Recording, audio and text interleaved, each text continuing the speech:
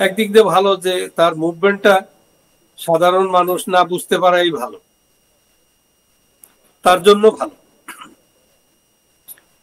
তো এখন আমাদের করতে হবে যে let us hope for the best but ready for the worst. যে কোনো খারাপ কিছুই হইতে পারে, আবার ভালোও হতে পারে।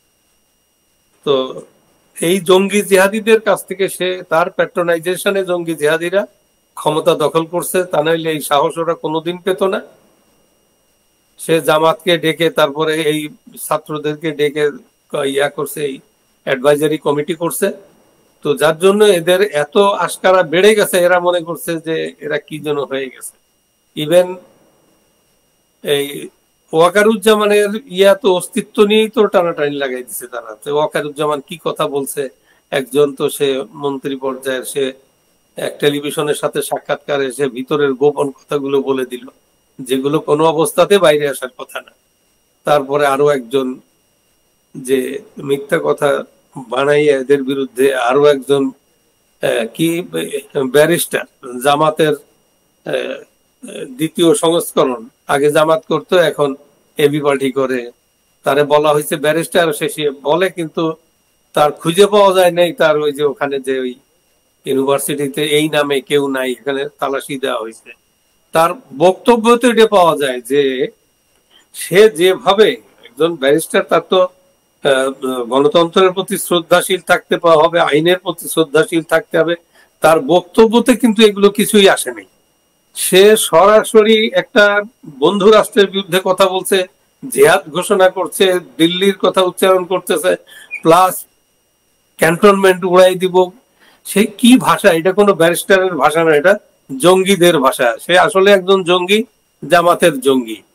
যাই হোক, এই লোকগুলোই কিন্তু এখন ক্ষমতায়। আপনার জামাতের আমির যে, সেও তার ওই একই অ্যাটিটিউড, একই মতামত, একই বক্তব্য। এক কারণেই তারা কাজ করছে। স্যার, সেক্ষেত্রে দাঁড়িয়ে বাংলাদেশের সেনাবাহিনীর মধ্যেই তো একটা ভাগাভাগি হয়ে গিয়েছে। তো কোথাও গিয়ে কি ওয়াকার নিজেকে বাঁচানোর জন্য এইভাবে রাশিয়া সফর করছেন, যে যদি তার বিরুদ্ধে কোন রকম কোনো পদক্ষেপ নেওয়া হয় তাহলে তিনি যাতে নিজের সেফটিটা দেখতে পারেন, নিজের ভালোটা দেখতে পারেন? আপনার কথাটার ভিতরে যুক্তি আছে। সবাই তো চায় নিজেকে সেভ করতে।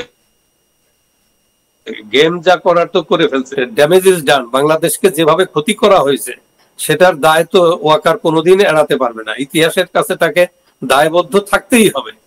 তো সেদিক দিয়ে সে একটা এসকেপ রুট খুঁজতেই পারে। সেখানে ভারতে গিয়ে কোনো লাভ হবে না। তারপরে এজন্য একটু ইয়ার কাছাকাছি রাশিয়ার কাছে যেতে পারে, আমেরিকাতেও গিয়ে তার কোনো লাভ হবে না।